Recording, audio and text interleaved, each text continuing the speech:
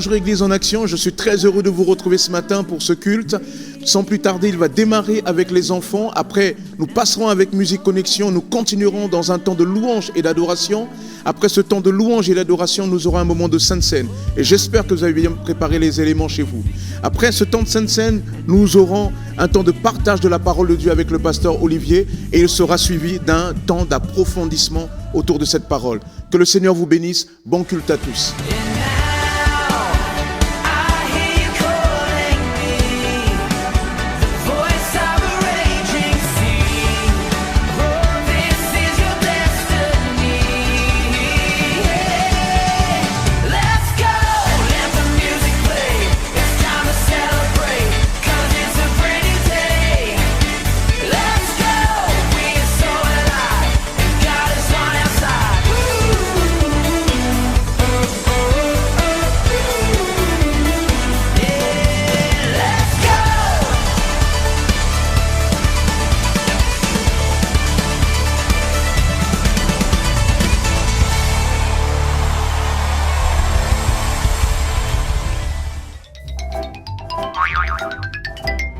Salut Bunny, comment vas-tu?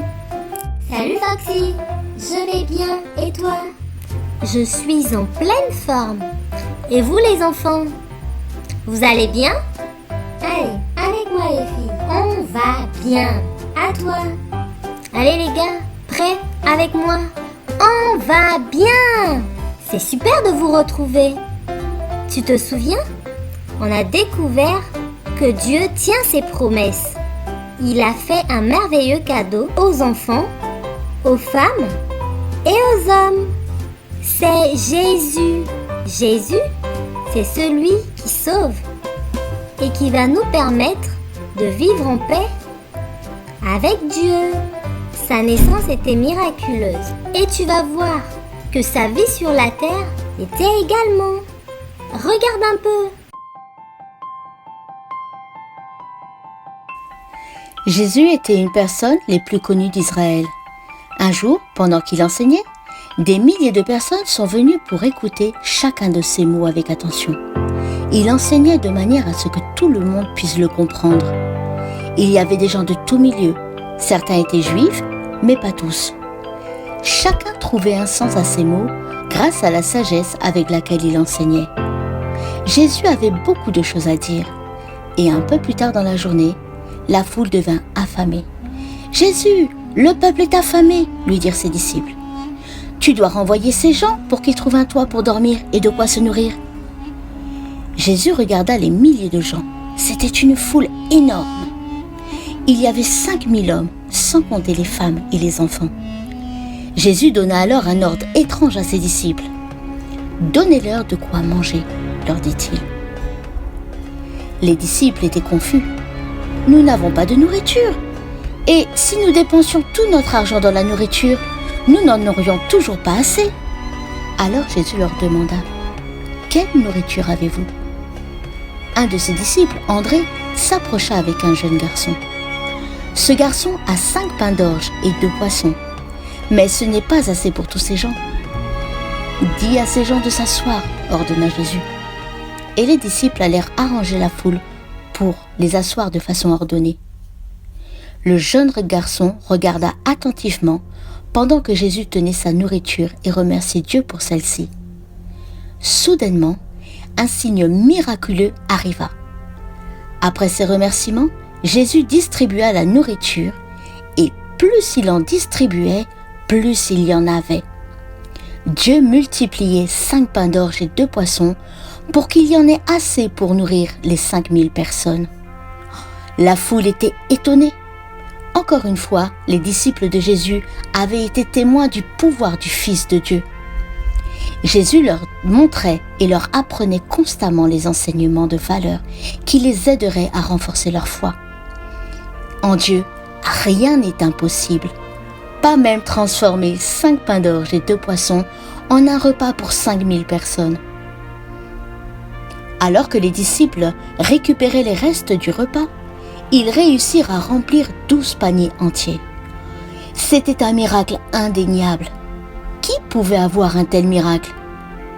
En effet, Ce Jésus était le Fils de Dieu. Ce jour-là, des milliers de personnes ont cru, se sont repenties et ont mis leur foi en Dieu. J'aurais bien voulu être ce garçon qui regardait attentivement tout ce qui s'est passé. 5000 personnes sont venues pour écouter Jésus parler. Waouh, ça en fait du monde. Il y avait des riches, des pauvres, des gens malades, d'autres en bonne santé, des bébés, des enfants, des ados, des jeunes, des adultes et même des mamies et des papis. C'est formidable. Chacun comprenait ce que Jésus expliquait. C'est sûr, Jésus les aimait tous. Regarde, quand Jésus parle à ton cœur, tu te sens bien. Eh bien, eux aussi. Mais, au bout d'un moment, les ventres se sont mis à gargouiller et les gens avaient faim et Jésus l'a su. Mais oups, petit problème. Comment faire un repas pour plus de 5000 personnes? Impossible pour toi et moi. Possible pour Jésus, le jeune garçon qui a accepté de partager son repas. Il n'en croyait pas ses yeux. Jésus a prié et ses amis ont donné à manger à 1, 2, 3, 4, 5, 10, 20, 30, 50, 100, 500, 1000 et au final, plus de 5000 personnes. Quel miracle! Oh, seul Jésus est capable de pourvoir à nos besoins. Jésus a pris soin de leur cœur en leur parlant, mais aussi de leur corps en leur donnant à manger. C'est un miracle. Qui a le pouvoir de faire des miracles? C'est Jésus, le Fils de Dieu.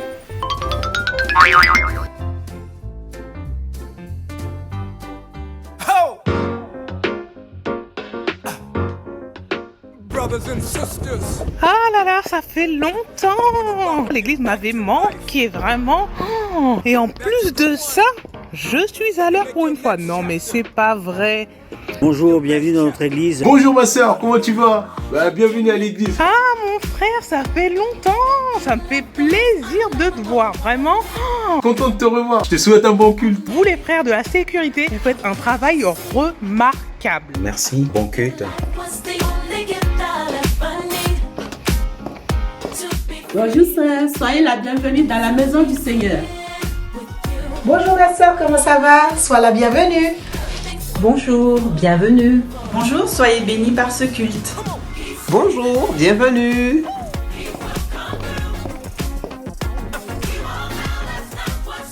Hey, ça va?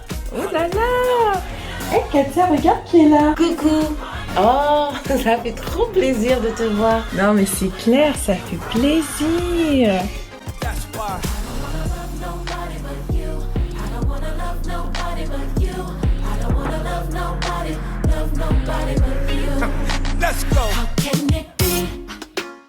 Bonjour l'Église en action, bonjour à tous. Nous sommes heureux d'être avec vous pour célébrer et louer notre Dieu. On va prendre un temps pour célébrer le Seigneur, pour le louer, pour l'adorer.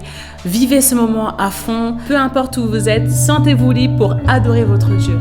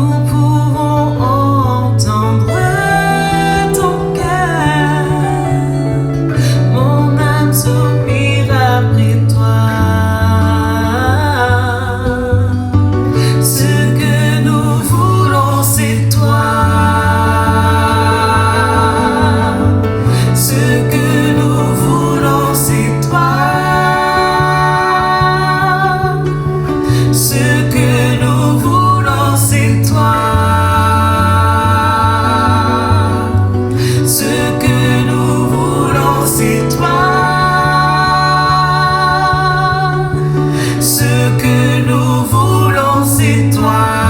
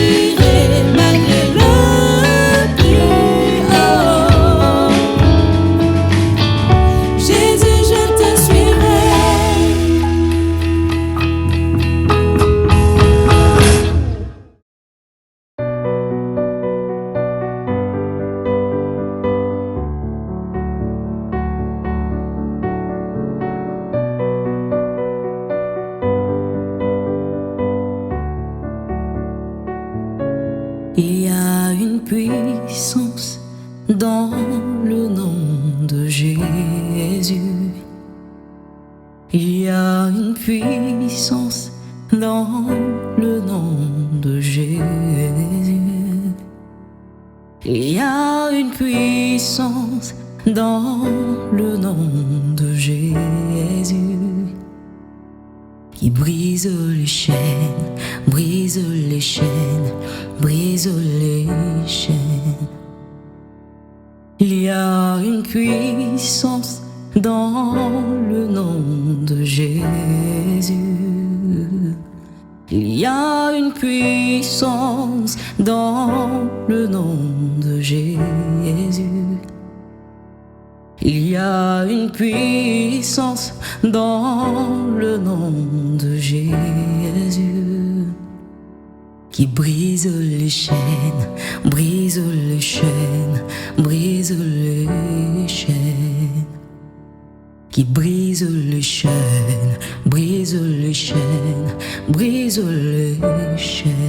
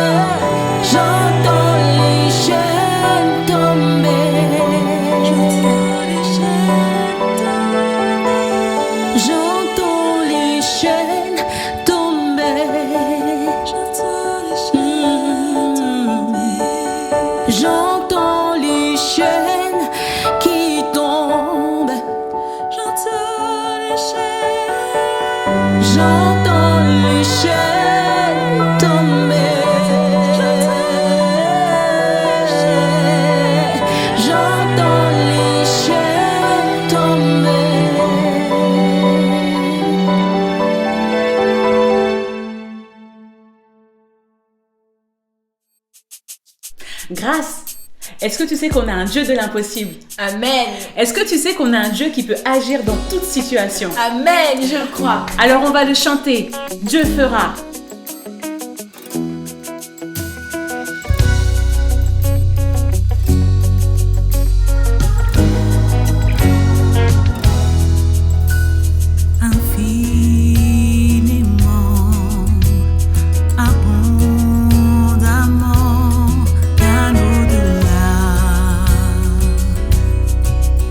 Ce que tu demandes au travers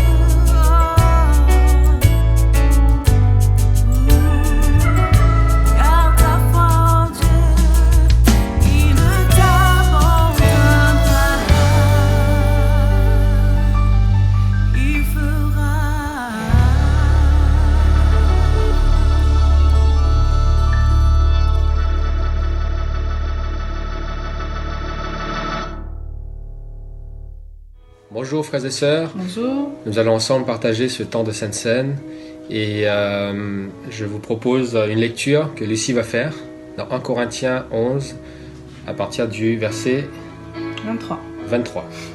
Vas-y. Car j'ai reçu du Seigneur ce que je vous ai enseigné, c'est que le Seigneur Jésus, dans la nuit où il fut livré, prit du pain, et après avoir rendu grâce, le rompit et dit : Ceci est mon corps, qui est rompu pour vous. Faites ceci en mémoire de moi. De même, après avoir soupé, il prit la coupe et dit : Cette coupe est la nouvelle alliance en mon sang. Faites ceci en mémoire de moi, toutes les fois que vous en boirez. Car toutes les fois que vous mangez ce pain et que vous buvez cette coupe, vous annoncez la mort du Seigneur jusqu'à ce qu'il vienne.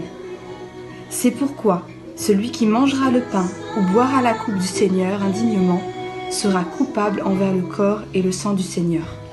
Que chacun donc s'éprouve soi-même et qu'ainsi il mange du pain et boive de la coupe. Amen. Donc on voit dans cette sainte scène instituée par Jésus à la veille de sa mort, et c'est un concentré de messages, un concentré d'annonces. C'est ce que nous venons de lire, nous dit d'ailleurs, vous annoncez quelque chose.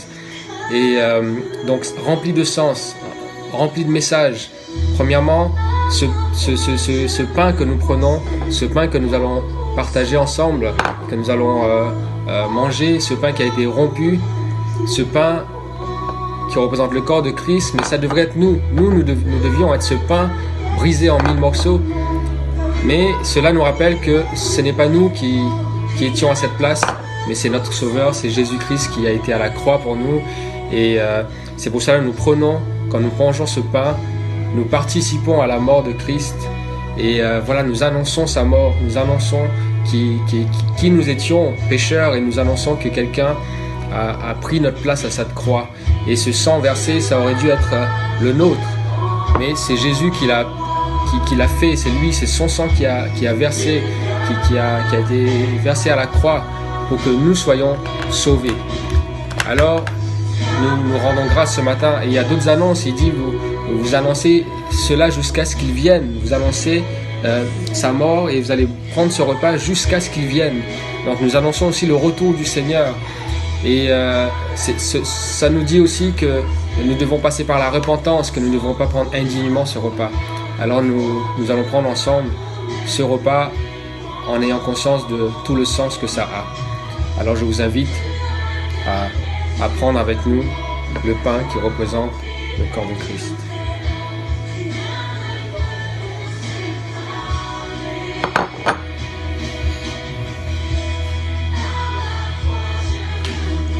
Et nous allons aussi partager, nous allons prendre ensemble la coupe de la nouvelle alliance dans le sang de Jésus-Christ, ensemble.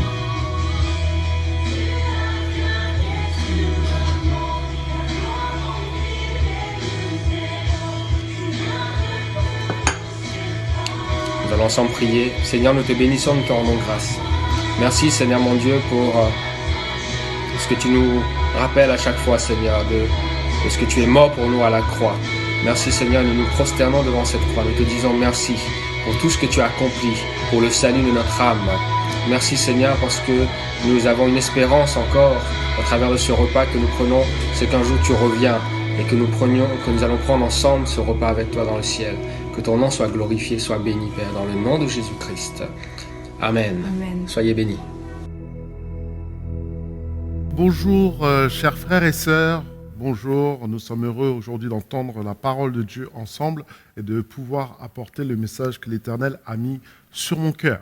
Donc simplement, j'aimerais dire qu'actuellement, nous sommes dans une situation assez compliquée avec le Covid-19, nous le voyons. Et voici l'état des lieux. Nous voyons plus de 100 000 personnes qui ont été confirmées, plus de 20 000 décès actuellement. Et si actuellement, peut-être vous avez été touché par la maladie ou vous avez des personnes qui ont décédé autour de vous, vous avez toutes les condoléances de l'Église en action. Voilà, la Bible, elle nous dit de pleurer avec ceux qui pleurent. Donc nous pleurons avec vous et nous prions pour vous que le Seigneur puisse vous consoler. Simplement, j'aimerais vous partager cette pensée aussi pour vous dire que actuellement, oui, le Covid-19 touche le monde entier. L'humanité est touchée par le Covid-19 exactement. Mais je voudrais vous dire que le plus gros problème de l'humanité n'est pas le Covid-19. Non, il n'est pas le Covid-19. Vous allez me dire, mais qu'est-ce que tu racontes? Mais je vais vous dire exactement que le plus grand problème de l'humanité, c'est le péché et c'est la mort. Oui, exactement, le péché. Il y a un journaliste qui nous disait qu'il y a autant de morts actuellement dans un temps commun que en ce moment avec le Covid-19. C'est pour vous dire qu'effectivement, les gens sont confinés, les gens sont chez eux, et donc il y a moins de meurtres, il y a moins d'accidents, il y a moins de cambriolages, il y a moins d'homicides par rapport à cela, et qui fait que la mort a toujours des effets sur l'humanité. Nous voyons qu'en 2019, il y a eu près de 612 000 décès en France. Mais une des causes principales de décès en France était, en troisième position, était la drogue, était le tabac, était l'alcool, avec près de 94 000 personnes qui meurent parce qu'elles ont fumé, parce qu'elles ont pris de la drogue. Nous voyons aussi qu'une portion, la 15e place, nous voyons le suicide. Près de 13 000 personnes sont mortes parce qu'ils n'avaient plus goût à la vie et ont décidé de donner fin à leur jour. C'est pour cela que nous voyons que le problème de l'humanité est le péché. Le problème de l'humanité, le plus grand problème, est la mort. Et nous voyons qu'aujourd'hui, maintenant, alors que nous sommes dans un confinement, nous voyons que les violences conjugales sont en train d'exploser. Dans un pays tel que la France, nous voyons que tous les 3 jours, une femme meurt des coups de son mari, déjà dans un temps normal. Mais actuellement, avec le confinement, nous voyons qu'il y a une promiscuité qui est plus là, qui génère plus de tensions, qui aggrave la situation. Et nous voyons que par rapport à cela, les hausses de violence ont augmenté de près de 30% en France, a annoncé la secrétaire d'État à l'égalité des femmes et des hommes, Marlène Schiappa. Nous voyons cela dans le magazine Ouest France. Ce qu'elle nous dit encore, ou ce qu'ils nous disent par rapport à ce journal, c'est que le tyran domestique aura de moins en moins de patience dans une situation de confinement, une situation déjà tendue qui s'aggrave de plus en plus. Donc nous voyons une situation où, oui, il y a des morts du Covid-19, mais il y a aussi des morts d'autres attitudes, d'autres comportements de la nature humaine qui est là et qui opère la destruction de son prochain. Et la Bible nous dit, effectivement par rapport à cela, que nous sommes que des voyageurs sur terre. Nous sommes que de passage. La Bible nous dit cela en 1 Pierre chapitre 2, verset 11. « Bien-aimés, je vous exhorte comme des étrangers et voyageurs sur terre à vous abstenir des convoitises charnelles qui font la guerre à l'âme. » C'est-à-dire vous abstenir de la violence, vous abstenir de la débauche, vous abstenir de l'impudicité, vous abstenir de toutes ces choses. Elle nous dit encore que la parole de Dieu, nous sommes qu'une herbe. Nous sommes l'herbe qui va flétrir et qui va disparaître. 1 Pierre 1, 24 nous dit « Toute chair est comme l'herbe et toute sa gloire comme la fleur de l'herbe. L'herbe sèche et la fleur tombe. » Elle nous parle encore aussi que nous sommes poussière, que l'homme est poussière et qu'il retournera à la poussière. Genèse chapitre 3, verset 19. Tu es poussière et tu retourneras à la poussière. Le corps dans lequel tu es actuellement, mon frère, ma sœur, qui que tu sois, un jour va revenir à la terre et va disparaître. Ça, c'est une chose qui est certaine, c'est qu'un jour ou l'autre, nous allons tous rencontrer la mort. Que ça soit par le Covid-19, que ça soit par une maladie, ou que ça soit par autre chose, un jour ou l'autre, nous allons mourir. Et ça, c'est un fait. Et c'est là le problème, entre guillemets, de l'humanité. Mais j'avance par rapport au message. Nous voyons à travers ce temps, dans cette situation de confinement, que même des vedettes ont perdu la vie. Nous pensons à Manu Dibango, surnommé le Papa Groove, et nous voyons que lui-même a succombé du Covid-19 le 24 mars 2020 à Melun. Nous voyons encore actuellement que le chanteur Christophe aussi a perdu la vie, lui plutôt par rapport à une suite d'emphysème, d'une maladie pulmonaire, et aussi il est parti.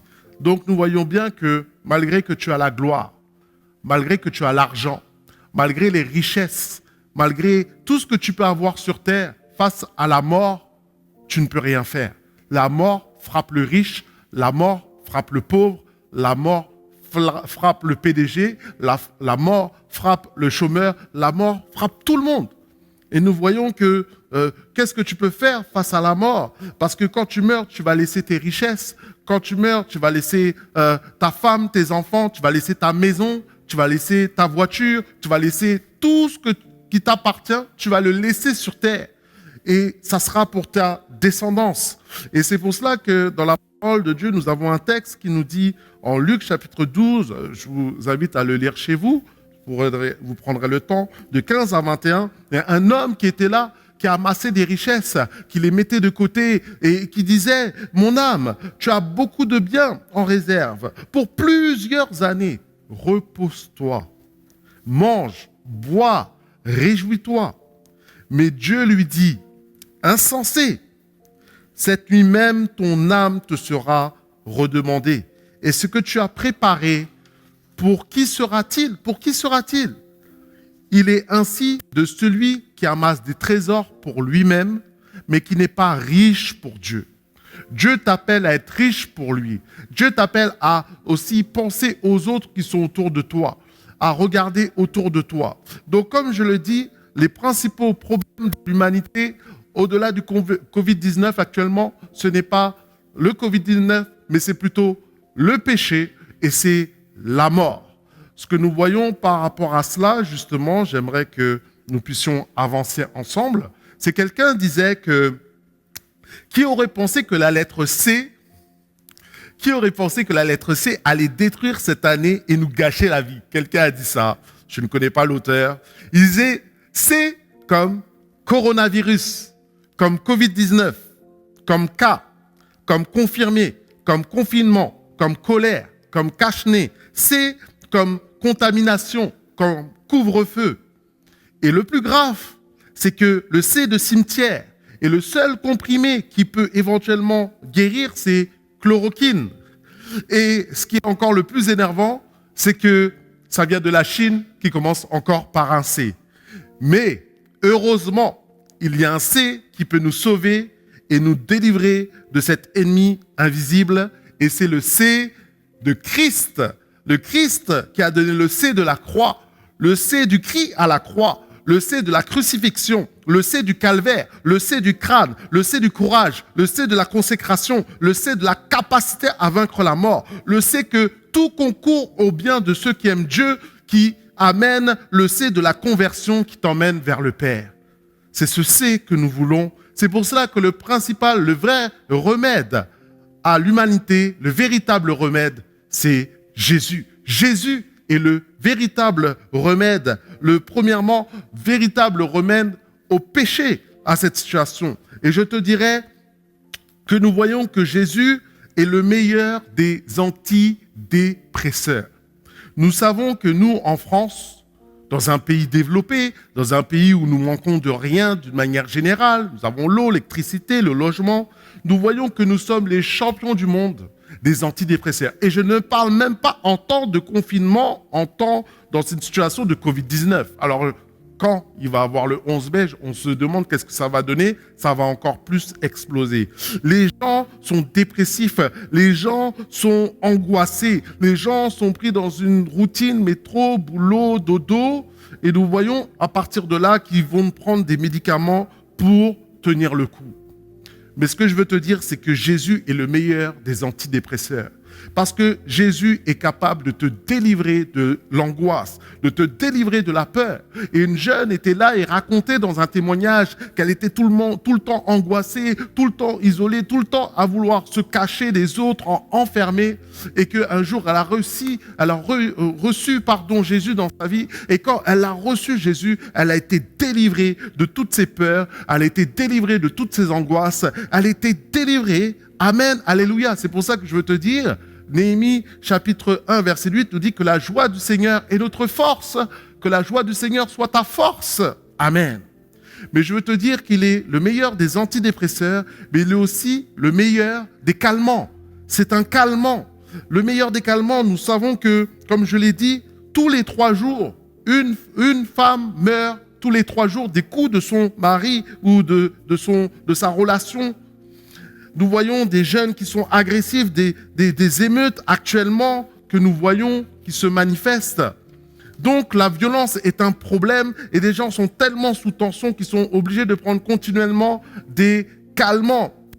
Mais encore, Jésus est le plus grand des calmants. Un homme aussi qui était là, un chrétien qui battait sa femme, était là. Et un jour, il a été touché par Dieu. Il s'est repenti de ses péchés. Et Dieu l'a délivré de la colère, l'a délivré de cette haine qu'il avait en lui. Il a demandé pardon à sa femme. Il a demandé pardon à l'Église. Il a demandé pardon à Dieu du mal qu'il a fait. Et Dieu a permis que ce couple soit réconcilié, soit restauré, soit renouvelé par la puissance du Saint-Esprit. Est-ce que tu peux dire Amen à cela, où que tu sois? Alléluia. C'est pour cela que je veux te dire, Psaume 23, verset 2, il me dit, il me fait reposer dans des verts pâturages. Il me conduit, il me dirige près des eaux paisibles. Dieu veut t'amener dans un lieu de sûreté, dans un lieu de paix, dans un lieu de calme. Il est le meilleur des calmants. Mais il est aussi le meilleur des somnifères. Comme je dis, 46 millions de somnifères ont été vendus en 2015 en France. Et nous sommes en 3e rang en Europe. La France est le 3e rang derrière la Suède et la Norvège de l'achat de somnifères. Des gens qui ont des difficultés à dormir. Et je me suis rendu compte, c'est vrai que la nuit est un moment plus propice aux angoisses, plus propice aux tensions. Et cette personne qui était là aussi, qui avait du mal à dormir, peut-être que tu as des insomnies, tu as du mal à dormir, tu n'as pas la paix, tu es déstabilisé. Mais Jésus est celui qui peut te donner une paix qui surpasse toute intelligence, qui peut calmer tes frayeurs, calmer tes peurs. Il est le prince de paix, nous dit Ésaïe, chapitre 9, verset 6. Il dit, Psaume 91, verset 1. Celui qui demeure sous l'abri du Très-Haut repose à l'ombre du Tout-Puissant. Alléluia. Il repose à l'ombre du Tout-Puissant. Les anges campent autour de ceux qui le craignent. Quand tu dors, ma sœur, quand tu dors, mon frère, il y a les anges de l'Éternel qui sont là pour te protéger, pour t'assurer une nuit de paix. Amen. Nous voyons qu'il est le meilleur des somnifères, mais il est aussi le meilleur des perfusions. Nous savons que moi, j'ai aussi eu l'occasion de donner mon sang, que quand tu as eu un accident, tu as perdu du sang, il faut qu'on te donne du sang humain pour que tu puisses continuer à vivre. Et le sang humain te permet de prolonger tes jours sur terre. Mais le sang divin, le sang, la perfusion du Fils, le sang, lui, te donne la vie éternelle. Le sang humain te donne de rallonger tes jours dans l'humanité, mais le sang divin te donne la vie éternelle de vivre avec Dieu pour l'éternité. Et c'est ce que Jésus a fait à la croix. S'il n'a pas pensé à lui, il n'a pas pensé à sa petite personne, il a pensé au salut de l'humanité. Il a donné son sang pour que tu aies la vie. Il a donné son sang pour que tu sois réconcilié avec le Père. C'est pour cela que Éphésiens chapitre 2, verset 13 nous dit, mais maintenant, en Jésus-Christ, vous qui étiez jadis éloignés, vous avez été rapprochés par le sang de Jésus. C'est le sang, cette perfusion céleste, ce sang qui nous couvre, ce sang qui nous sanctifie, ce sang qui nous permet de rentrer dans la présence du Père. Jésus est la meilleure des perfusions, mais ici le meilleur des patchs. Les patchs, on met cela pourquoi? Pour arrêter de fumer. Et comme je l'ai dit, le tabagisme fait des dégâts. Soit près de plus de 60 000 personnes meurent chaque année du tabac, bien plus que le Covid-19 en France actuellement. Mais nous verrons par la suite, la France, le tabagisme est la première cause de mortalité évitable. Et nous voyons par rapport à cela que Dieu peut te délivrer du tabagisme. Dieu peut te délivrer de la drogue en le priant de tout ton cœur là où tu es. Dieu peut te éliminer un homme était comme cela, était pris par la drogue, était pris par ces puissances de ténèbres, et il a prié le Père qui est dans le ciel. Et du jour au lendemain, d'une manière puissante, il a été délivré totalement de ses effets, de l'effet de la drogue. Je peux t'assurer, Jésus est le meilleur des patchs. Il vient, il pose sa main sur toi et sa main est douce, sa main est agréable. Il est bon d'être dans la présence de l'Éternel. Nous dit encore que Jésus est le meilleur des masques. Alors actuellement, nous avons besoin de masques, même nous pour venir à l'église, nous sommes équipés. Et toi-même, tu as besoin d'un masque, et même il y a des vols de masques, il y a des surenchères de masques, nous avons vu actuellement, pour nous protéger du Covid-19 par la distanciation sociale de 1 mètre de distance minimum, un masque, tout le monde, même pour aller dans le métro bientôt, on pense à rendre le masque obligatoire.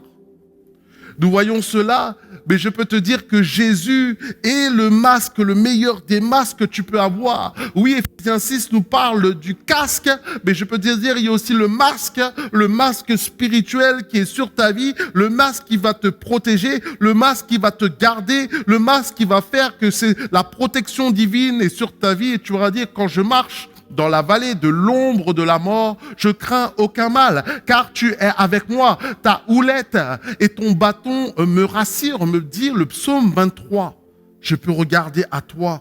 Oui, psaume 91, versets 5 à 7. Tu ne craindras ni les terreurs de la nuit, ni la flèche qui vole de jour, ni les pestes qui marchent dans les ténèbres, ni la contagion qui frappe en plein midi. Que 1000 tombent à ton côté et 10 000 à ta droite, tu ne seras pas atteint.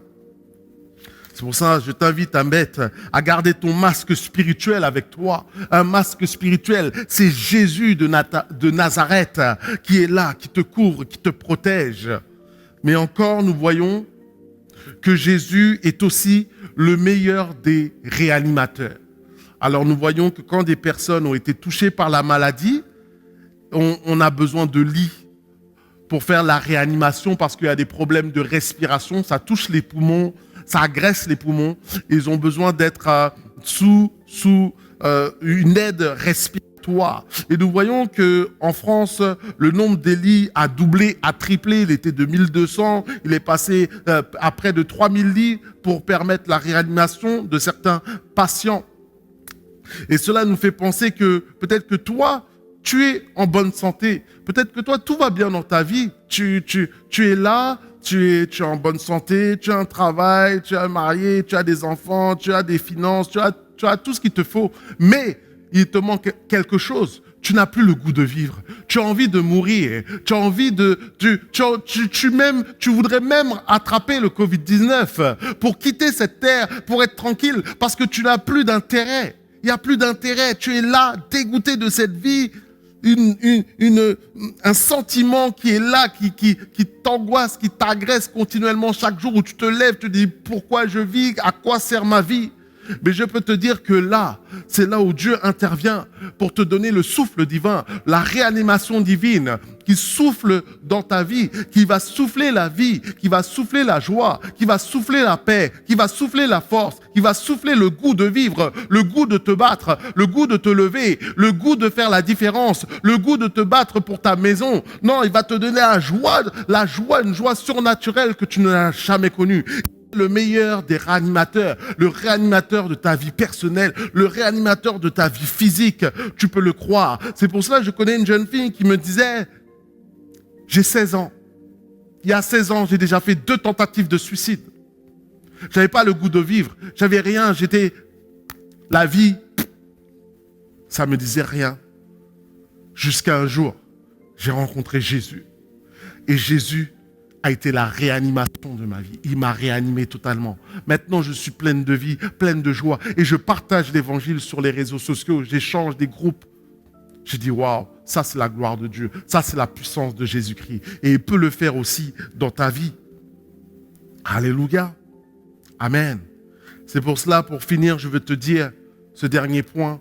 C'est que Jésus est le remède au péché. Mais Jésus est aussi le remède à la mort. Dieu a dit, nous allons tous mourir. Mais c'est pour ça qu'il nous dit que Jésus est le docteur des docteurs. Jésus est le médecin des médecins. Il peut guérir ton corps physique, mais il peut faire plus que ça. Il peut guérir ton âme spirituelle. Il est l'antivirus le plus puissant du monde. Il est l'antimort. Il est plus puissant que la chloroquine. Il est plus puissant que pour le docteur Raoul. Il est plus puissant que toutes ces personnes-là. Il est le Christ, celui qui vit. Il est le chemin, la vérité et la vie. Nul ne vient au Père que par lui. Il est le remède. Mon frère, ma sœur, il est le remède. Toi qui m'écoutes, je peux te dire qu'il est le remède à la mort. À la mort un jour qui va venir dans ta vie. Parce qu'il y a cette mort physique. Mais la Bible nous parle d'une seconde mort. Cette seconde mort, elle signifie la géhenne, elle signifie l'enfer. Et cette mort, tu peux être préservé de la colère de Dieu que le fait d'avoir le Fils dans ta vie. C'est-à-dire d'avoir ce remède qui est l'antidote face à cette deuxième mort. Jésus-Christ de Nazareth. C'est pour ça que lui-même, on a fêté à la Pâque. Il est venu, il est mort. 3 jours après, la mort n'a pas pu le vaincre. Il a ressuscité. Il est ressuscité. Et aujourd'hui, il vit au siècle des siècles. C'est pour cela que je veux te dire que Dieu l'a ressuscité en le délivrant des liens de la mort parce qu'il n'était pas possible qu'il fût retenu par elle, nous dit Actes, chapitre 2, verset 24. Oui, je veux te le dire simplement, bien-aimé. Toi qui m'écoutes par la grâce de Dieu, l'Éternel veut te délivrer de la mort, de cette mort spirituelle. Je t'en supplie, accepte Jésus. Prends ce remède dans ta vie. Prends ce remède dans ton cœur. Prends ce remède dans ton âme. Parce qu'il dit, Hébreux 9, 27, comme il est réservé aux hommes de mourir une seule fois, après quoi vient le jugement. De même, Christ s'est offert une seule fois pour porter les péchés de plusieurs, apparaître sans péché une seconde fois à ceux qui l'attendent pour le salut. Si tu reçois Christ, tu seras sauvé de tout ce que tu as fait de mal, de tout péché que tu as fait, que tu as commis. Pourquoi ? Parce que Jésus est la porte du paradis. Jésus est la clé du paradis. Sans Jésus, il n'est pas possible d'aller au paradis, nous dit la Bible. Il nous dit, Matthieu 7, chapitre verset 13 à 14, entrez par la porte étroite, car large est la porte, spacieux est le chemin qui mène à la perdition. Il y a beaucoup qui entrent là, mais étroite est la porte, resserré le chemin qui mène à la vie, et il y en a peu qui la trouvent. Aujourd'hui, tu as cette grâce de pouvoir entendre ce message. Aujourd'hui, tu as cette grâce d'entendre le remède au péché, le remède à la mort, le remède à l'enfer, le remède, la clé du paradis. Elle s'appelle Jésus-Christ de Nazareth. Elle s'appelle Jésus, qui veut dire sauveur, sauveur roi, sauveur qui t'aime, qui veut ton bien, qui veut que tu sois heureux, qui veut que tu sois épanoui. Alors si tu désires en cet instant te tourner vers Jésus et te dire maintenant, oui, un jour je vais faire face à la mort, je fais face au péché. Ce Jésus, maintenant, veut t'aider et il veut te délivrer. Je t'invite simplement à fermer les yeux là où tu es et à répéter cette prière, cette simple prière qui est faite de tout ton cœur, de dire, Seigneur Jésus, je te demande pardon pour mes péchés. Je reconnais que tu es le Fils de Dieu. Je reconnais que tu es mort pour moi. Et je t'accepte comme Seigneur et Maître. Aide-moi à vivre selon tes commandements. Amen.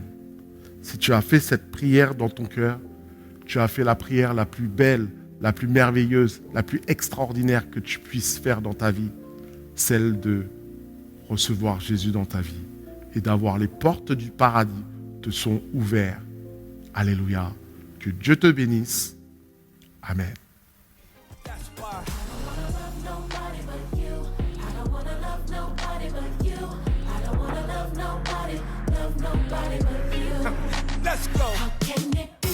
Bonjour Pasteur Olivier. Bonjour Pasteur Sosten. Ça va ? Ça va bien. En tout cas, merci pour ce message. C'est un message aujourd'hui, si j'ai bien compris, tu as vraiment voulu parler directement aux gens avec cette idée que le plus grand des problèmes de l'humanité, et tu nous as surpris, c'est pas le coronavirus, pourtant quand même 4 milliards de personnes confinées, etc. Et toi, tu dis non, mais ok, mais le problème, il n'est pas là, il est ailleurs. C'est ça. Exactement, c'est que 4 milliards de personnes confinées, mais 7 milliards de personnes qui vont mourir un jour ou l'autre. Ouais. Donc ça, c'est la vie continuelle de la mort, la vie, la mort, mais après la mort.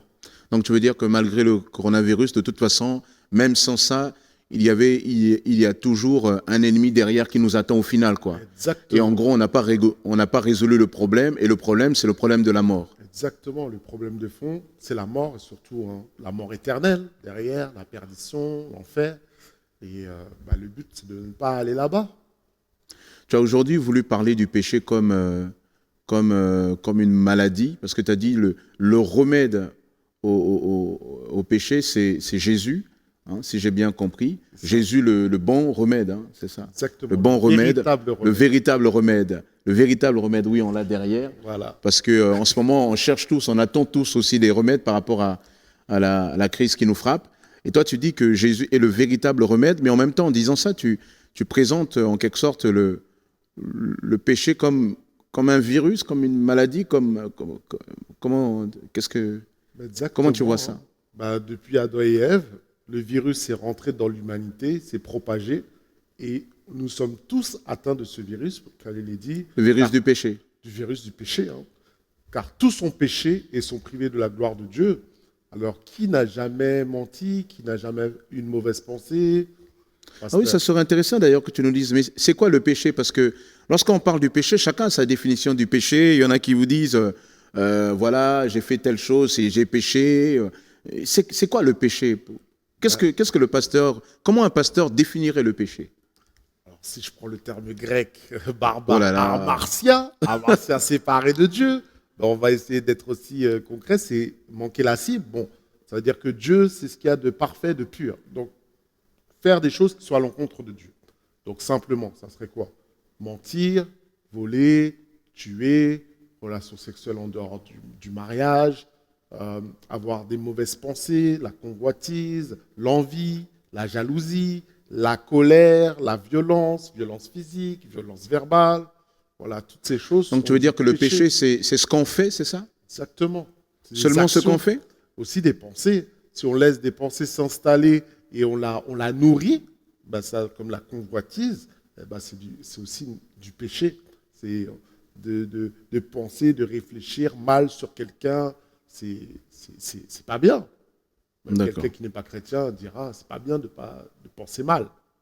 Et toi, tu dis aujourd'hui, et le remède à ça, alors c'est intéressant, tu as parlé tu as dit, qui aurait cru que la lettre C, en gros, nous ferait autant de mal, corona, confinement, Covid, etc., etc. Je te laisserai poursuivre toi-même. Mais tu dis, mais par contre, contre la lettre C, il y a aussi un remède, mais avec lettre C, et tu dis, le remède, c'est Christ. Ah, et tu dis, avec Christ, il y a le crâne. Alors, crâne, pour préciser, c'est le lieu où le Christ a été crucifié. Hein, donc, ça devient un moyen. Il y a donc calvaire, crâne ou conversion, etc. Est-ce que tu peux nous en dire un peu plus de ce C qui guérit finalement? Il y a le mal qui a atteint l'humanité et Dieu a pourvu au bien pour guérir l'humanité. Il a envoyé son Fils, afin que quiconque croit en lui ne périsse point, mais ait la vie éternelle.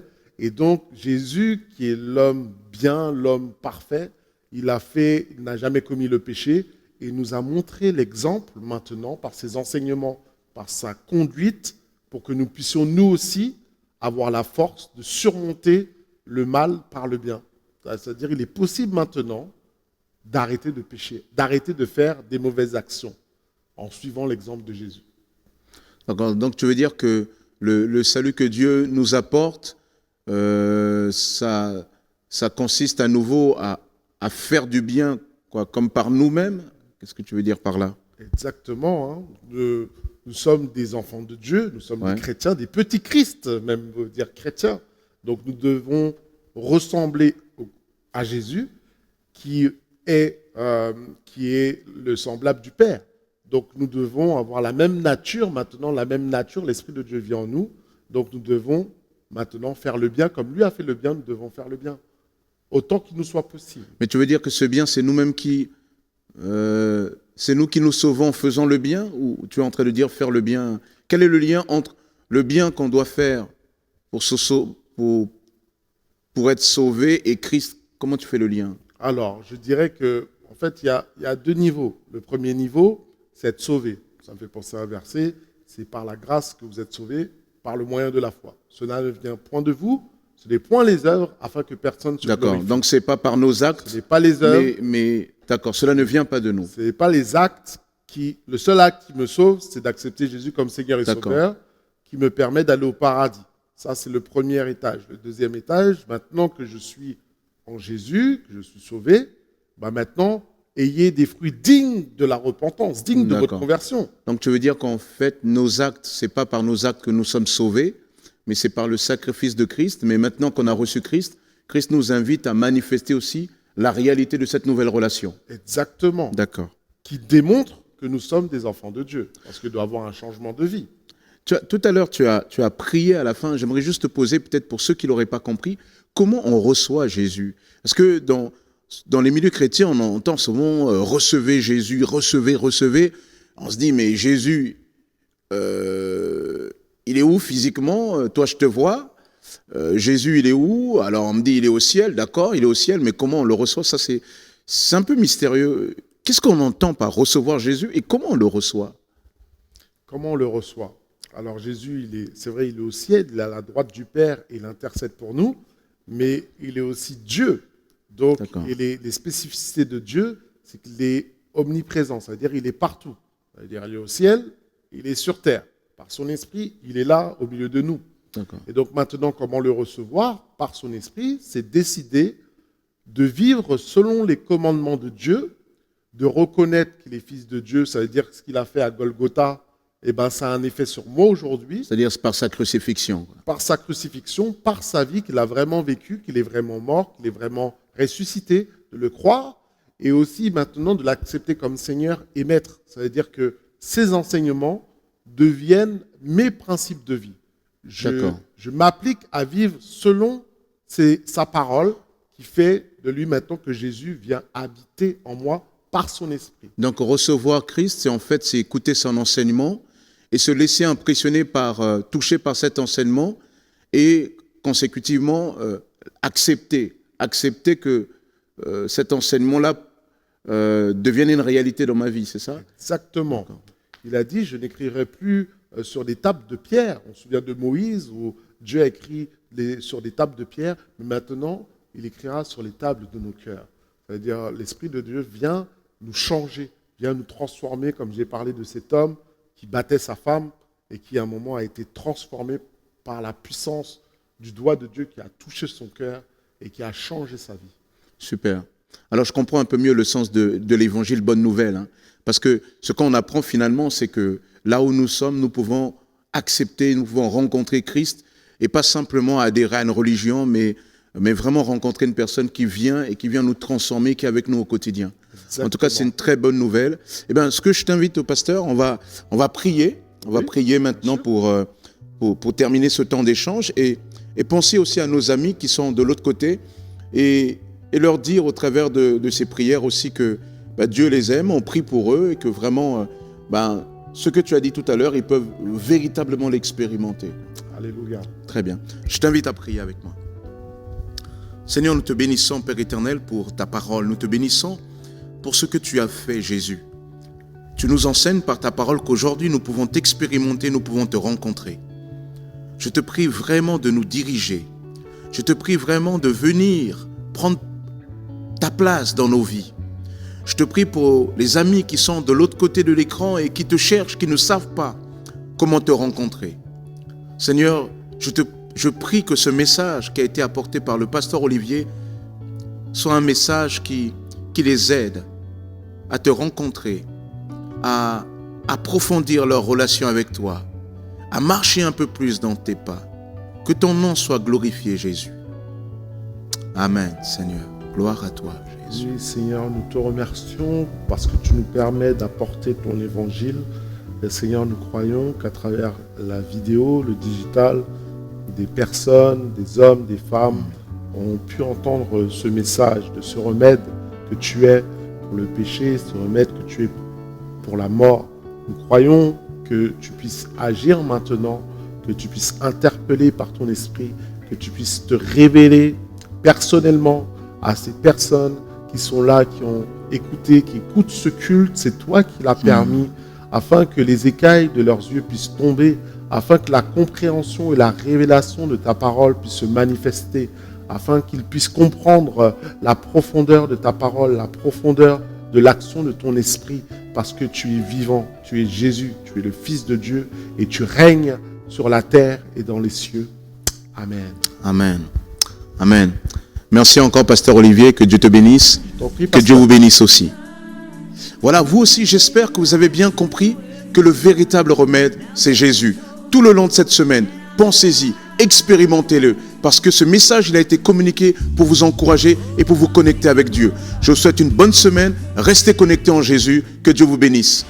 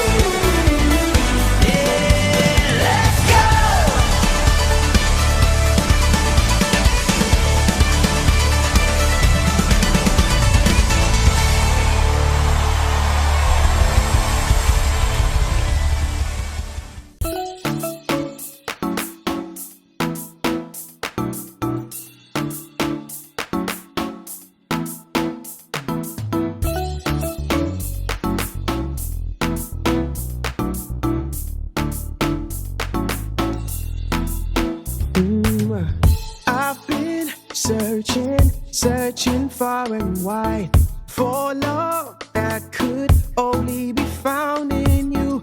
Perfect always is your unfailing love. It's all in you, my Jesus. Never changing, never failing. Yeah, yeah.